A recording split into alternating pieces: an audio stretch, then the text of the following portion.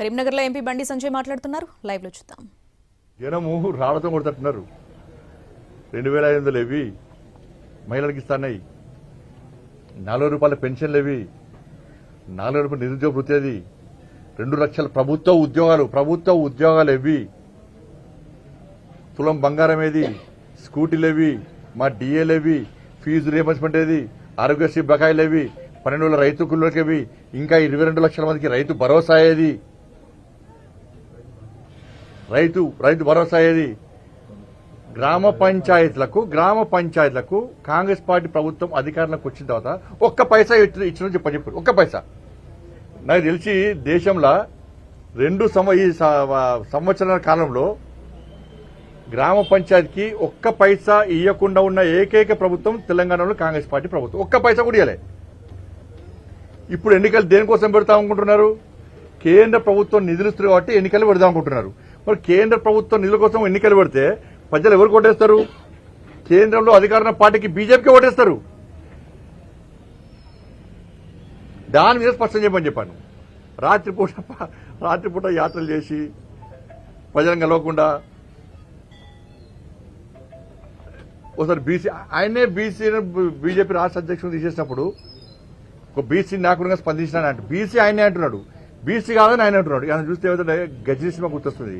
దాని హీరోకు 15 నిమిషాల కంటే ఏం గుర్తురాదు, మళ్ళీ ఏం గుర్తులేదు, 15 నిమిషాల మళ్ళీ ఏం గుర్తులేదు, అన్న గుర్తురాదు. ఆయన ఎవరు తెలిసి చెప్పండి ఎవరికైనా? కరీంనగర్ ప్రజలు ఆయన గుర్తుపడతారా? ఒక్కసారి వార్డు మెంబరు, సర్పంచ్, ఎంపీటీసీ చేసి సమస్యల మీద కొట్లాడితే వాళ్ళు ప్రజలకు తెలుస్తుంది. అక్కడ రాహుల్ గాంధీ ఏమో ఓటు తీసేస్తున్నారు అంటారు. ఇప్పుడు కరీంనగర్లో ఒక్కొక్క ఇంట్లో 200 ఓట్లు మైనార్టీ ఇళ్లలో ఉన్నాయి. గతంలో సునీల్ గారు కాంప్లైంట్ ఇచ్చారు. ఆ ఓట్లు ఎవరు పడతాయి? దొంగ ఓట్లు పడ్డాక గెలవేయాలి. వాళ్ళు ఓట్లు వేయించుకున్నా గెలవలే. వాళ్ళు మైనార్టీ ఇళ్లలో ఒక్కొక్క ఇంట్లో 50 ఇండ్లున్నాయి. కరీంనగర్లో ఉన్నాయి. మేము ఫిర్యాదు కూడా చేస్తాం, తొలగించలే. ఆ ఓట్లు ఎటు పడతాయి? అయినా గెలవలేయాలి.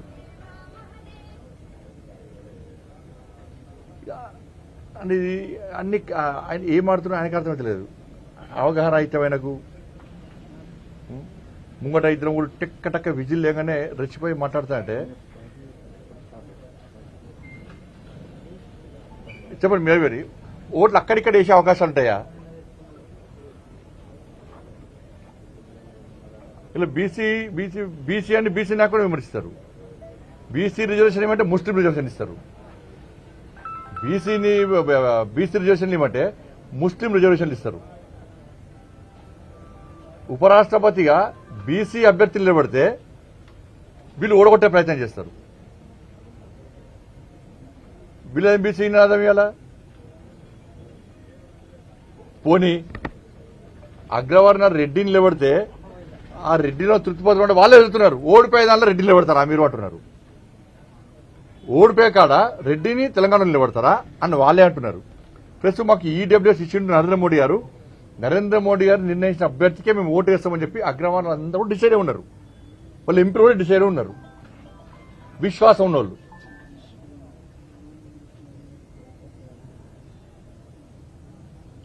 అంటే వాళ్ళు ఏమంటారంటే రాహుల్ గాంధీ మహాదేవపురాలు బయట పెట్టిన తర్వాత దేశవ్యాప్తంగా మాకు అనుమానాలే, తెలంగాణలో కూడా మరి వాళ్ళ ఎంపీ లేదు. ఆయన మీద కూడా మేమే గెలుస్తున్నాం. ఏం తీసుపడతామేది? ఇప్పుడు పోయినసారి అసెంబ్లీలో మేము 8 సీట్లు ఎట్లా గెలుస్తాం? మేము 8 సీట్లు ఎట్లా గెలుస్తాం? మేము ఎమ్మెల్యే కాదు. అధికారం మాదే వస్తుంది కదా. కర్ణాటకలో ఎట్లా వస్తుంది అధికారం మీకు? తెలంగాణలో అధికారం ఎట్లా వస్తుంది? హిమాచల్లో అధికారం ఎట్లా వస్తుంది మీకు?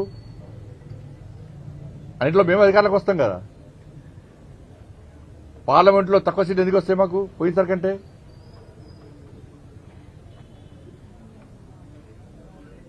కాబట్టి ఇది అవగాహన లేకుండా మాట్లాడము, ఏదో బండి సంజయ్ తిరిగితే బ్రేకింగ్లు వస్తాయని మాట్లాడము. లాస్ట్ నాకు ఏం చెప్పినట్టు నేను ఒక కాంగ్రెస్ పార్టీ నాయకుడు ఫోన్ చేసి అన్న ఆయన బాధ అది కాదు, ఆయనకు సెక్యూరిటీ కూడా ఇస్తలేరు, ఆయనకు అటు ఇటు గన్మెన్ వేసుకుని తిరిగిన షోక్ బాగున్నది, ఆయన ఎక్కడ టార్గెట్ కాదు, ఆయన బీఆర్ఎస్ సపోర్ట్ చేస్తాడు, బీఆర్ఎస్ మనిషి అనే. కాబట్టి బీజేపీని తిడితే అక్కడిక్కడ యాత్రను అడ్డుకుంటే సెక్యూరిటీ పేరుతోని గన్మెన్లు వేసుకుని తిరగాలని చెప్పి షోకు ఉన్నది కాబట్టి ఇది చేస్తుండు. ఆయన వార్డు మెంబర్ కూడా ఉంటే మా పార్టీనే నవ్వుకుంటున్నారు ఆయన మాటలు చూసి. ఈ తెలంగాణలో ఓటు చోరెక్కడిది, ఆ బీహార్లో చేస్తేనే మొత్తం డైమండ్ కథ లెక్క అయిపోయింది పరిస్థితి. ఆడ ఇక్కడ ఓటు చోరెక్కడిది. 8 మంది మేము కాంగ్రెస్ ఎంపీలకు గెలిచినాం. మేము గెలిచా కూడా ఓటు చోరీ అంటే కూడా నమ్ముతాడా అన్న? ఇది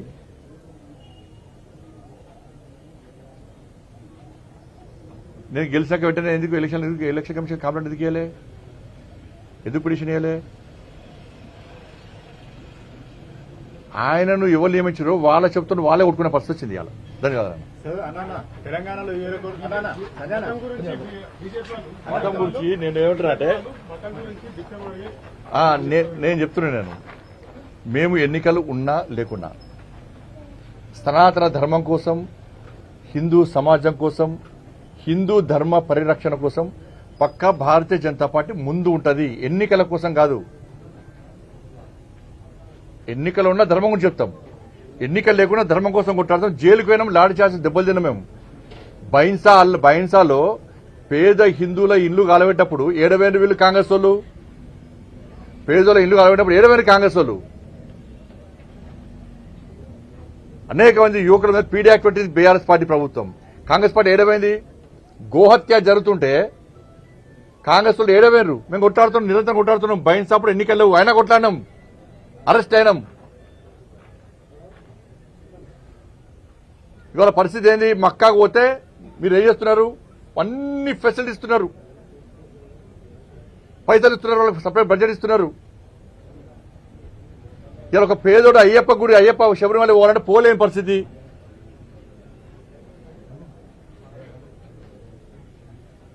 దర్శనం అంటే పోలేని పరిస్థితి. లాస్ట్కి ఏం చేశారు? వినాయక నవరాత్రులు వస్తే ఏం చేస్తుండే? వాళ్ళ తెలంగాణ మొత్తము ఒక భయానక పరిస్థితిలో వినాయక నవరాత్రులు జరుపుకునే పరిస్థితి. పోలీస్ పర్మిషన్ అంటున్నారు, ఫైర్ పర్మిషన్ అంటున్నారు, ఎలక్ట్రిసిటీ పర్మిషన్ అంటున్నారు, రెవెన్యూ పర్మిషన్ అంటున్నారు. పోయినసారి ఎక్కడ వినాయకుడు పెట్టారు, ఆడ పెడితే కూడా రోడ్డు కట్ట ముందు అంటారు.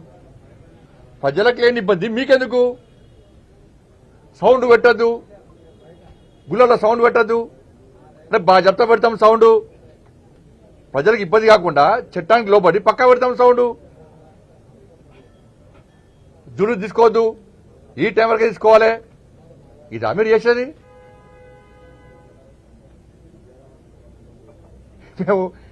మేము దేవుడిని నమ్ముకున్నాం, అది దేవుళ్ళ పార్టీ, అది దేవుళ్ళ పార్టీ. ఎన్నికలు ఉన్నా లేకుండా ధర్మం కోసం, సనాతన ధర్మం కోసం, సనాతన ధర్మం కాపాడడం కోసం, హిందూ ధర్మ పరిరక్షణ కోసం, హిందూ సమాజం కోసం కష్టపడి పనిచేసే పార్టీ భారతీయ జనతా పార్టీ.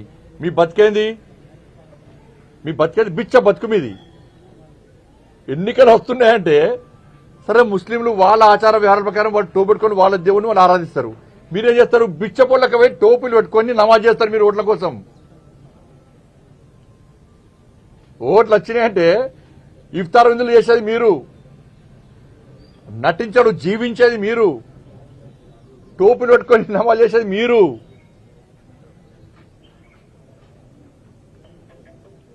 బిచ్చపల్లి మీరా? మేమా? సనాతన ధర్మం కోసము, హిందూ ధర్మ పరిరక్షణ కోసము చేయడం భిక్షమే అయితే, అరే హిందూ ఓట్ బ్యాంక్ ద్వారా గెలిచానని చెప్పి మళ్ళీ చెప్తున్నా, బాగా జాగ్రత్త చెప్తున్నా. కరీంనగర్ పార్లమెంట్ సభ్యునిగా హిందూ ఓట్ బ్యాంక్ ద్వారా గెలిచినా, ఎస్ పక్కా గెలిచినా, గల్లా ఎగరేసుకొని చెప్తా. నేను ఇప్పుడు కాదు, ఎప్పుడైనా చెప్తా, ఎక్కడైనా చెప్తా. నేను ఈ హిందూ ఓట్ బ్యాంక్ తెలంగాణ రాష్ట్రంలో తయారు చేస్తాం, పక్కా 100% తయారు చేస్తాం. హిందూ సమాజాన్ని సంఘటితం చేస్తాం. మేము అంటే రోహింగ్యాలు బండి సంజయ్ ఏం చేస్తుంటాడు? ఏం చేస్తారు మీకు? ఫాత్ నా కొడుకులు మీరు. రోహింగ్యాలు ఎప్పుడొచ్చారు దేశంలోకి? 2014 కంటే ముందు ఇతర దేశాల నుంచి వచ్చిరు. ఇవాళ కాంగ్రెస్ పార్టీ ప్రభుత్వం అధికారంలో ఉంది. ఫ్లైట్ల రాలో బార్డర్ దాటి వచ్చిరు. ఫెన్సింగ్ ఇప్పుడు కట్టిస్తున్నది నరేంద్ర మోడీ ప్రభుత్వం, ఫెన్సింగ్ కట్టిస్తున్నది. ఇప్పుడు సరిహద్దు రాష్ట్రాల్లో భద్రత పెంచినాము, ఫెన్సింగ్ స్టార్ట్ చేసినాము. కాంగ్రెస్ పార్టీ హయాంలో ఇతర దేశాల నుంచి రోహింగ్యాలకి వచ్చిర్రు. మోడీ గారి ప్రభుత్వం వచ్చిన తర్వాత వితౌట్ పాస్పోర్ట్ అనుమతి లేకుండా ఇతర దేశాల నుంచి వచ్చిన వెంటనే పంపాలని చెప్పి అన్ని రాష్ట్రాలకు ఆదేశాలు జారీ చేసినాం. బీజేపీ పాలిత రాష్ట్రాల్లో సహకరిస్తున్నారు. గతంలో ఇక్కడ బీఆర్ఎస్ పార్టీ ప్రభుత్వం ఉండే, బెంగాల్లో మమతా బెనర్జీ ప్రభుత్వం ఉన్నది. వీళ్ళు సహకరించకపోవడమే కాకుండా వాళ్లకు షెల్టర్ ఇచ్చి షెల్టర్లను ప్రారంభోత్సవాలు చేసినారు. డిప్యూటీ సీఎం అప్పుడు వాళ్లకు రేషన్ ఆధార్ కార్డులు ఇచ్చిండ్రు, వాళ్ళకి డబుల్ బెడ్రూమ్లు ఇచ్చిండ్రు, వాళ్ళకు పెన్షన్లు ఇస్తున్నారు. వాళ్ళని దేశ పౌరులుగా గుర్తించే ప్రయత్నం గతంలో బీఆర్ఎస్ చేసింది. ఇప్పుడు కాంగ్రెస్ పార్టీ చేస్తున్నది ఓటు బ్యాంక్ కోసం. ఇది జరిగింది. కేంద్రంలో మోడీ గారి ప్రభుత్వం ఉంది కదా, బండి సంజయ్ హోమ్ మినిస్టర్ కదా, ఆపొచ్చు కదా అంటే 2014 కంటే ముందు వచ్చిన దరిద్రుల వాళ్ళు రేపు మన సింధూర్ ఆపరేషన్ జరిగింది, భారతదేశం యుద్ధం జరిగింది పాకిస్తాన్ మధ్యలో. ఇప్పుడు ఏవైతే రోహింగ్యాలో ఓటు బ్యాంక్ కోసం మీరు ఇక్కడ షెల్టర్ ఇచ్చిర్రో, వాళ్ళని పెంచి పోషిస్తుర్రో, ఇండియా పాకిస్తాన్ యుద్ధం అయితే వీళ్ళు ఎవరు సపోర్ట్ చేస్తారు? వేల మంది వచ్చున్నారు ఇవాళ తెలంగాణ రాష్ట్రంలో. వీళ్ళు వచ్చి ఎవరు సపోర్ట్ చేస్తారు? పాకిస్తాన్ సపోర్ట్ చేస్తారా, ఇండియాకి సపోర్ట్ చేస్తారా, భారత్ సపోర్ట్ చేస్తారా? దేశం ముఖ్యమా, ఓటు బ్యాంకు ముఖ్యమా? మేము అడిగేది దాని గురించి అడుగుతున్నాం. మేము వాళ్ళ గురించి మాట్లాడమంటే వాళ్ళు ఓటు బ్యాంక్ చూస్తారు. మీరు ఇవాళ రాష్ట్ర లా అండ్ ఆర్డర్ అనేది రాష్ట్ర ప్రభుత్వం ఆధీనంలో ఉంటుంది. కేంద్రం నుంచి డైరెక్ట్ మోడీ గారు సిఆర్పీఎఫ్ సిఎస్ పంపించి అందరు పంపరారు. రాష్ట్ర ప్రభుత్వం చేతుల్లో లా అండ్ ఆర్డర్ ఉంటుంది. వాళ్ళే పంపాలి, వాళ్ళే సహకరించాలి. బాధ్యత ఏముంటుంది? అక్కడి నుంచి పాస్పోర్ట్ ద్వారా వీసా పొంది వచ్చి వీసా గడువు ముగిసిన తర్వాత కూడా ఇక్కడ ఉంటే వాళ్ళను కేంద్ర ప్రభుత్వము వాళ్ళని కించి పంపించే ప్రయత్నం చేస్తారు. వీళ్ళంతా బార్డర్ దాటి, ఫెన్సింగ్ లేకుండా బార్డర్ దాటి దొంగదారులు వచ్చిన అందరూ కూడా. ఎప్పుడు 2014 కంటే ముందు 2014 మోడీ గారు ప్రభుత్వం వచ్చాక టైట్ చేస్తాం మేము. దాన్ని గుర్తుంచుకోవాలి. ధన్యవాదాలు.